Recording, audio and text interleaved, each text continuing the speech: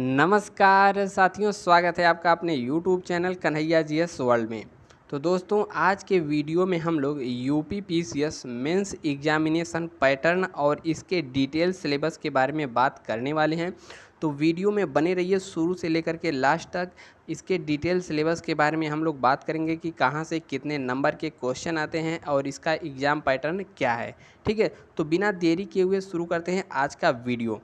और दोस्त, यदि आप UP PCS examination prelims exam के बारे में पूरा डिटेल से जानना चाहते हैं कि इसका पेपर कैसा होता है, कितने क्वेश्चन आते हैं, इसका एग्ज़ाम पैटर्न क्या होता है, सिलेबस क्या होता है, तो इसके बारे में हमने ऑलरेडी वीडियो बना दिया है। ठीक है, आप यूट्यूब पर सर्च कर लीजिएगा UP PCS exam Kanhaiya GS world, या फिर आप चैनल के प्लेलिस्ट में आ जाएंगे तो वहाँ पर भी आपको यह वीडियो देखने को मिल जाएगी। ठीक है, आपके लिए बहुत ही हेल्पफुल साबित होगी। यहाँ पर देख सकते हैं वीडियो हमने बनाया है।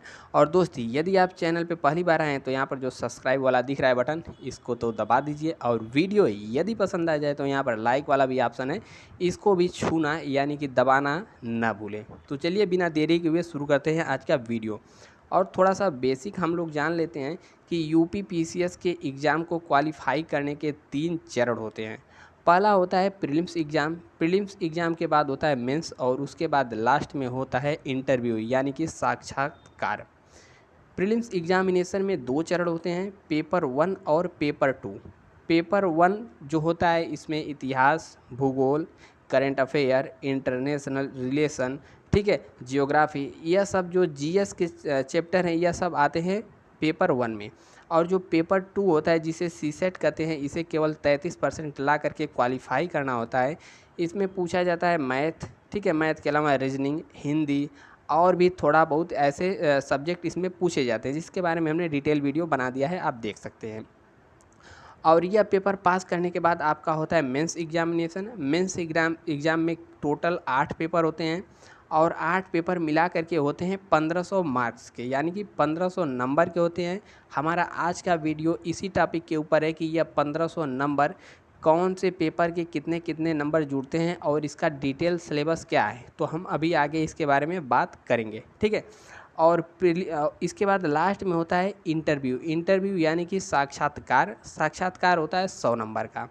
ठीक है, तो 1500 प्लस 100 यानी कि टोटल जो होता है यूपी पीसीएस का एग्ज़ाम मेरिट जितने में से बनती है, टोटल 1600 नंबर में से मेरिट बनती है। और आपको बता दें जो मेंस एग्जामिनेशन होता है इसमें जो प्रत्येक पेपर होता है 3 घंटे का होता है और लिखित पेपर होता है। ठीक है, और मेंस एग्जामिनेशन में पहुंचने के लिए जो पेपर 1 यहाँ पर सामान्य अध्ययन है, इसी से मेरिट बन करके मेंस में जाते हैं। और प्रीलिम्स एग्ज़ाम का कोई भी नंबर मेंस या फिर इंटरव्यू में नहीं जुड़ता है। तो चलिए आज के वीडियो हम लोग स्टार्ट करते हैं, और फुल डिटेल से वीडियो को लास्ट तक देखिएगा, पूरी ध्यान केंद्रित करके देखिएगा, आपको पूरा समझ में आ जाएगा। तो देखिए, यूपी पीसीएस जो मेंस एग्ज़ाम और पैटर्न होता है इसके बारे में हम लोग चर्चा करते हैं। तो देखिए, इसमें टोटल पेपर होते हैं 8। कितने होते हैं पेपर? 8। और 8 पेपर में सबसे जो पहला पेपर होता है पेपर 1 यानी कि प्रश्न पत्र 1, पेपर 1, यह होता है सामान्य हिंदी का। सामान्य हिंदी, इसमें क्या क्या पूछे जाते हैं तो यहाँ पर देखिए हम डिटेल से अभी बताएंगे, पहले यहाँ पर थोड़ा सा ओवरव्यू जान लीजिए। ठीक है, तो सामान्य हिंदी जो होता है यह होता है 150 नंबर का, और यह जितने भी पेपर होते हैं सभी लिखित होते हैं, यानी कि आपको कापी पेन पर लिखना होता है। और प्रत्येक दिन में 2 पेपर आयोजित कराए जाते हैं, एक हफ्ते के अंदर ये 8 पेपर समाप्त हो जाते हैं। और यहाँ पर दूसरा पेपर आपको मिलेगा पेपर 2 यानी कि सेकंड पेपर, यह होता है निबंध। निबंध में क्या क्या लिखना होता है अभी हम आगे बात करेंगे। यह भी होता है 150 नंबर का। ठीक है, उसके बाद होता है पेपर नंबर 3, और इसे हम लोग कहते हैं GS1। GS1 कौन सा? देखिए चेंज कलर, GS1, यह पेपर होता है 200 नंबर का। ठीक है, तो 200 नंबर का GS1 होता है। और इसके बाद जो चौथा पेपर होता है इसे कहा जाता है GS पेपर 2। GS पेपर 2 भी 200 नंबर का होता है। इसके बाद आता है हमारा 5वां पेपर। 5वां पेपर को कहा जाता है GS पेपर 3, यह भी 200 नंबर का होता है। और यहाँ पर छठा पेपर है GS पेपर 4। ठीक है, GS पेपर 4, यह भी 200 नंबर का होता है। और इसके बाद जो लास्ट में यहाँ पर बचता है 2 पेपर, पेपर नंबर 7 और 8 यह वैकल्पिक विषय होता है, यानी कि आपको 29 विषय दिए रहेंगे, उसमें से कोई एक चूज करना होता है। एग्जाम के लिए, एग्जाम्पल के लिए जैसे इतिहास, भूगोल, मैथ, ठीक है, साइंस, गृह विज्ञान, इस तरीके से अभी हम आगे बताएंगे। 29 पेपर में से कोई एक पेपर आपको चुनना रहेगा और उसी एक पेपर के पेपर 1 और पेपर 2 करके पेपर होते हैं 200 नंबर के। इस प्रकार से देखा जाए तो यहाँ पर टोटल सभी जोड़ा जाए तो 1500 नंबर के हो जाते हैं। यानी कि मेंस जो एग्जामिनेशन होता है टोटल 1500 नंबर का होता है और मेंस एग्ज़ाम के बाद यहाँ पर होता है साक्षात्कार, यानी कि इंटरव्यू। इंटरव्यू होता है 100 नंबर का। इसमें हमारी पर्सनालिटी टेस्ट की जाती है, देखा जाता है कि IQ लेवल क्या है, कहाँ तक सोच सकते हैं, सामाजिक मुद्दे क्या है, ये सब इसमें पूछा जाता है। तो टोटल मिला के 1500 प्लस 100 यानी कि 1600 नंबर की टोटल मेरिट बनती है। अब 1600 नंबर में से आपको कितना लाना रहेगा, मतलब अधिक से अधिक ला करके आप मेरिट में आएंगे तो आप समझिए सेलेक्ट है, आपका फाइनल सिलेक्शन हो जाएगा। तो टोटल कितने में से मेरिट बनती है, 1600 में से। अब चलिए यहाँ पर देखते हैं डिटेल सिलेबस। तो देखिए यहाँ पर हमने क्या बताया था, पहला पेपर होता है सामान्य हिंदी। तो सामान्य हिंदी में क्या पूछा जाता है, तो इसमें 3 खंड होते हैं, ठीक है, मतलब कुछ खंड होते हैं। तो इसमें क्या क्या पूछा जाता है, यहाँ पर 3 घंटा टाइम मिलता है।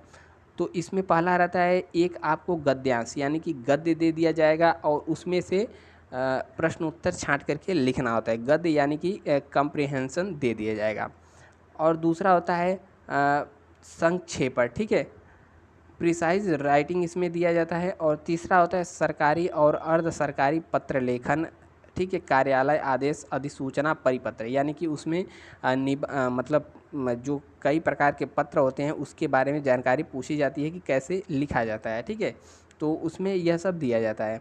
और जो चौथा सेक्शन होता है इसमें ज्ञान बोध, जैसे उपसर्ग हो गया, प्रत्यय हो गया, विलोम हो गया, वाक्यांश के लिए एक शब्द हो गया, वर्तनी एवं वाक्य शुद्धि हो गया, ठीक है, लोकोक्ति एवं मुहावरे हो गया, यह सब पूछा जाता है पेपर 1 यानी कि हिंदी में।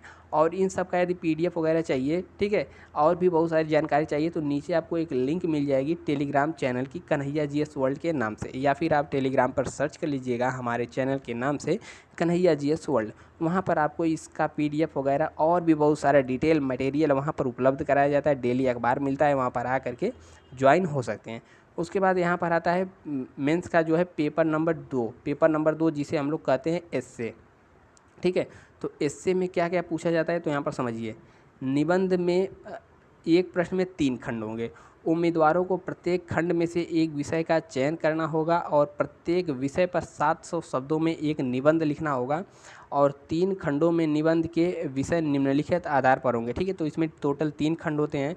सेक्शन 1 में पूछा जाता है साहित्य और संस्कृति, सामाजिक क्षेत्र और राजनीतिक क्षेत्र से संबंधित रहता है। और सेक्शन B यानी कि दूसरे खंड में विज्ञान, पर्यावरण और प्रौद्योगिकी, आर्थिक क्षेत्र, कृषि, उद्योग और व्यापार से संबंधित रहता है। और सेक्शन C में रहता है राष्ट्रीय और अंतर्राष्ट्रीय घटनाएं, प्राकृतिक आपदाएं, भूस्खलन, भूकंप, जल प्रलय, सूखा, राष्ट्रीय विकास कार्यक्रम और परियोजनाएं से संबंधित यहाँ पर आपको एस्से लिखने को दिया जाएगा। एस्से बोले तो निबंध कितने नंबर का होगा, 150 नंबर का, और हिंदी भी 150 नंबर का होगा। अब आते हैं यहाँ पर पेपर नंबर 3, ठीक है, पेपर नंबर 3 जिसे कहते हैं GS पेपर 1।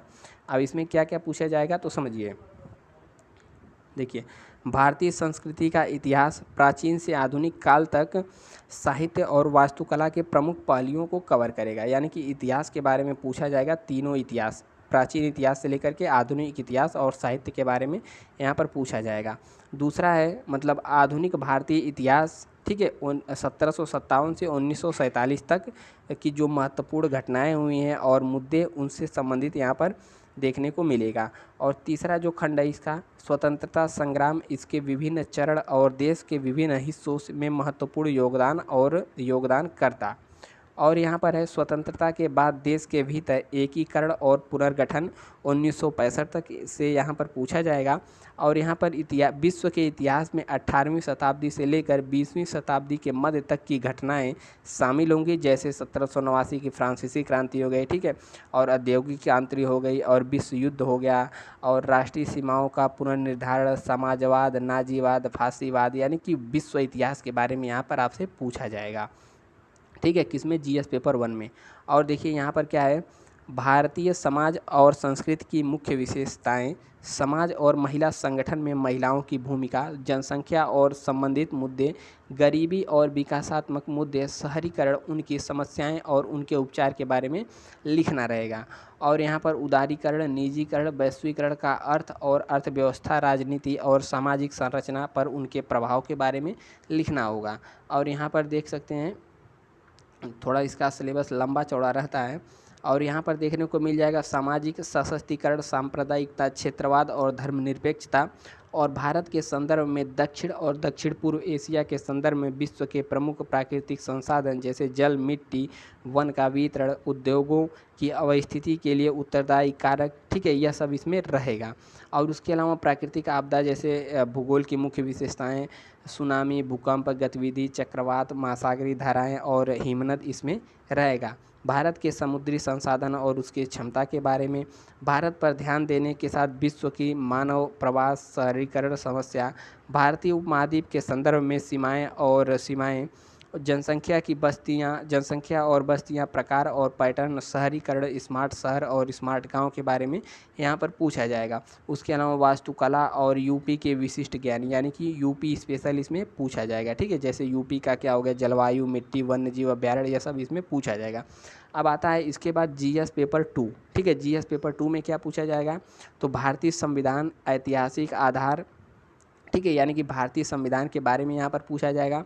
उसके बाद अब संघ और राज्यों के कार्य की जिम्मेदारियों के बारे में पूछा जाएगा। और यहाँ पर केंद्र राज्य वित्तीय संबंध के बारे में क्वेश्चन रहेगा। शक्तियों का पृथक्करण, यानी कि केंद्र और राज्य की शक्तियों का बंटवारा किस प्रकार से है उसके बारे में। और भी अन्य जो लोकतांत्रिक मुद्दे हैं, ठीक है, लोकतांत्रिक मुद्दे हैं वह यहाँ पर पूछा जाएगा। और कार्यपालिका और न्यायपालिका का किस प्रकार से कामकाज है उसके बारे में, जनहित याचिका और जन प्रतिनिधित्व और जितने भी अधिनियम हैं उनकी विशेषताओं के बारे में।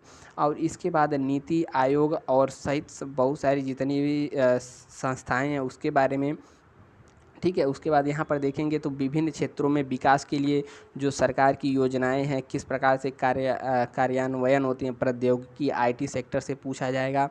और यहाँ पर विकास प्रक्रिया और केंद्र राज्यों द्वारा आबादी के कमज़ोर वर्गों के लिए जो कल्याणकारी योजनाएं हैं उसको, और कानूनी तंत्र, ठीक है, और उसके विशेषताओं के बारे में यहाँ पर क्वेश्चन रहेगा। उसके अलावा स्वास्थ्य, शिक्षा, मानव संसाधन से संबंधित सामाजिक क्षेत्र, सेवाओं और विकास से संबंधित मुद्दों के बारे में रहेगा। गरीबी और भूख से संबंधित मुद्दे, राजनीतिक शरीर पर उनका प्रभाव, ठीक है। और उसके बाद यहाँ पर देखेंगे तो उभरती प्रवृत्तियों के संदर्भ में लोकतंत्र की सिविल सेवाओं की क्या भूमिका है, भारत और उसकी पड़ोसी देशों से क्या संबंध है, यानी कि इंटरनेशनल रिलेशन यहाँ पर पूछा जाएगा, ठीक है। और भी भारत इंटरनेशनल रिलेशन में क्या आ जाएगा, यह सब आ जाएगा। भारत से और विदेशी देशों से हमारे जो पड़ोसी देश हैं कैसा संबंध है, ठीक है, और क्या अंतर्राष्ट्रीय घटनाएं हैं, यह सब इसमें आ जाएगा। उसके बाद आता है यहाँ पर जीएस पेपर 3। जीएस पेपर 3 में क्या पूछा जाएगा, तो यहाँ पर भारत के आर्थिक योजनाएं, उद्देश्य और उपलब्धियां, नीति आयोग की भूमिका और सतत विकासों की लक्ष्य, यानी कि यह जो ESDG सस्टेनेबल डेवलपमेंट जो है उसके बारे में यहाँ पर पूछा जाएगा। और जो भी समसामयिक मुद्दे हैं जैसे कि समाज में मुद्दे हैं, गरीबी, बेरोजगारी, सामाजिक न्याय और समावेशी विकास के मुद्दे, सरकारी बजट और वित्तीय प्रणाली के बारे में यहाँ पर रहेगा क्वेश्चन। उसके अलावा प्रमुख खाद्यान्न, विभिन्न प्रकार के सिंचाई प्रणाली, कृषि उपज और भंडारण, परिवहन, विपणन, किसानों की सहायता में ई प्रौद्योगिकी के बारे में। और उसके अलावा यहाँ पर देखेंगे तो प्रत्यक्ष और अप्रत्यक्ष कृषि सब्सिडी, ठीक है, कृषि से संबंधित क्वेश्चन रहेगा। और स्वतंत्रता के बाद भारत में के भूमि में क्या सुधार आया, और जो उदारीकरण, मतलब अर्थव्यवस्था में उदारीकरण, वैश्वीकरण का जो प्रभाव पड़ा वह किस प्रकार से रहा। और बुनियादी ढांचा के बारे में जैसे ऊर्जा, बंदरगाह, सड़क, हवाई अड्डे, रेलवे आदि से संबंधित यहाँ पर क्वेश्चन रहेगा, ठीक है। और उसके अलावा यहाँ पर आप सभी डिटेल से पढ़ सकते हैं, ठीक है। प्रदूषण के बारे में रहेगा, पर्यावरण से संबंधित, यह सब इसमें रहेगा जीएस पेपर 3 में, ठीक है। और लास्ट आता है जीएस पेपर 4। जीएस पेपर 4 में क्या रहता है कि नैतिकता और मानव इंटरफेस और सार निर्धारण, यानी कि इथिक्स का जो सेक्शन है यहाँ पर रहेगा, ठीक है। देखिए नैतिकता के बारे में, इथिक्स के बारे में, और जो समाज में बहुत सारी घटनाएं हो रही हैं उसके बारे में आपका दृष्टिकोण कैसा है, सिविल सेवा की योग्यता और मूलभूत अखंडता के बारे में, निष्पक्षता, ठीक है, और उसके प्रति आपका व्यवहार कैसा है, यह सब इसमें इथिक्स वाला चैप्टर इसमें रहेगा। और भारत और दुनिया के नैतिक विचारकों और दार्शनिक का योगदान क्या रहा है, तो यह सब जो हमने बता दिया, यह सब सेक्शन जीएस पेपर 4 में देखने को मिलेगा, ठीक है। और इसके बाद देखिए हाँ, ये एक महत्वपूर्ण टॉपिक, जैसे कोई भी केस स्टडी आपको दे दिया जाएगा, उसके बारे में आपको अपना पूरा जो मत है, आपका विचार है, उसको यहाँ पर लिखना रहेगा, ठीक है। और समाज में ईमानदारी, समाज सेवा, भ्रष्टाचार, दार्शनिक, ये सब मुद्दे इसमें रहेंगे। और उसके बाद हमने जो बताया था आपको वैकल्पिक विषय, तो वैकल्पिक विषय इन 29 विषयों में से आप कोई भी वैकल्पिक विषय चुन सकते हैं, चाहे आप कृषि विज्ञान, वनस्पति, मैकेनिकल इंजीनियरिंग, प्राणी विज्ञान, कानून, अभियंत्रण, रसायन विज्ञान, पशुपालन, अंग्रेजी साहित्य, ठीक है, भौतिक, पशु चिकित्सा, उर्दू साहित्य, गणित, आंकड़े, हिंदी साहित्य, भूगोल, प्रबंध, संस्कृत साहित्य, अर्थशास्त्र, राजनीति, व्यापार, ठीक है, दर्शन, इतिहास, सार्वजनिक प्रशासन और भूगर्भ शास्त्र, मनुष्य जाति का विज्ञान, चिकित्सा विज्ञान, मनोविज्ञान, रासायनिक अभियंत्रण, ठीक है। यह जो दिए गए हैं इतने, इनमें से कोई भी आप अपना एक वैकल्पिक विषय चुन सकते हैं और उसी वैकल्पिक विषय में पेपर 1 और पेपर 2 करके लास्ट में जो 7वां और 8वां पेपर है 200 नंबर का, यह पूछा जाता है। तो ठीक है, तो इस प्रकार से 1500 प्लस 16 प्लस लास्ट में होता है इंटरव्यू, ठीक है। इसके बाद क्या होता है कि 100 नंबर का होता है इंटरव्यू। तो इस प्रकार से टोटल 1600 नंबर में से मेरिट आपकी बनती है, हमने पहले भी बता दिया है। तो उम्मीद करते हैं कि आपको जो यह वीडियो है बहुत ही हेल्पफुल साबित होगा। आप हमारे टेलीग्राम चैनल के साथ भी जुड़ सकते हैं और भी जो हमने प्रीवियस वीडियो बनाए हैं वह भी देख सकते हैं, ठीक है। तो उम्मीद है आपको वीडियो पसंद आया हो। यदि पसंद आया है और आप अभी तक देख रहे हैं तो नीचे एक कमेंट आपको निश्चित रूप से करना है कि वीडियो आपको कैसा लगा, और यहाँ पर वीडियो लाइक करके चैनल सब्सक्राइब कर दीजिएगा। मिलते हैं नेक्स्ट वीडियो में, तब तक के लिए जय हिंद। स्वस्थ रहिए, मस्त रहिए और मुस्कुराते रहिए।